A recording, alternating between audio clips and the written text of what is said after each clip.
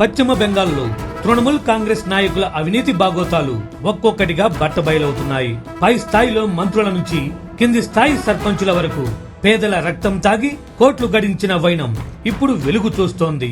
నిన్నటిదాకా అధికారం చూసుకుని విర్రవీగిన ఓ టీఎంసీ సర్పంచ్ ఇప్పుడు ప్రాణభయంతో వణికిపోతూ గ్రామస్తుల కాళ్లు పట్టుకున్న వీడియో సోషల్ మీడియాను షేక్ చేస్తోంది. గత ప్రభుత్వంలో మమతా బెనర్జీ వేల కోట్లు దోచుకుంటే మంత్రులు, ఎమ్మెల్యేలు వందల కోట్లు దిగమింగారు. చివరకు కింది స్థాయిలో ఉన్న ఒక సాధారణ గ్రామ సర్పంచ్ సైతం ఏకంగా కోట్ల రూపాయలు దండుకుంది. హౌరా సమీపంలోని జుజేషా గ్రామ సర్పంచ్ మందిరా గైన్ తీరే ఇందుకు నిదర్శనం. తృణమూల్ కాంగ్రెస్ అధికారంలో ఉన్నప్పుడు ఈమె ఆడిందే ఆట, పాడిందే పాట. ప్రభుత్వ పథకాలు పేదలకు అందాలంటే తన జేబులు నిండాల్సిందేనంటూ హుకుం జారీ చేసింది.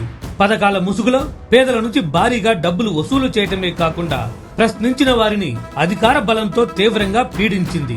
కానీ కాలం ఎప్పుడూ ఒకేలా ఉండదు కదా. రాష్ట్రంలో అధికార మార్పిడి జరిగి బీజేపీ ప్రభుత్వం రావడంతో సీన్ మొత్తం రివర్స్ అయింది. తమను ఎన్నాళ్లు భయపెట్టి తమ సొమ్మును దోచుకున్న సర్పంచ్ పని పట్టేందుకు గ్రామస్తులు ఏకమయ్యారు.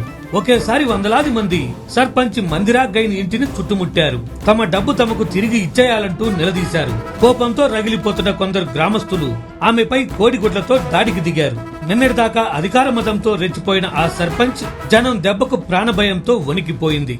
గ్రామస్తుల కోపాన్ని చూసి బెంబేలెత్తిపోయిన ఆమె దయచేసి నన్ను వదిలేయండి బాబు అంటూ చేతులెత్తి వేడుకుంది.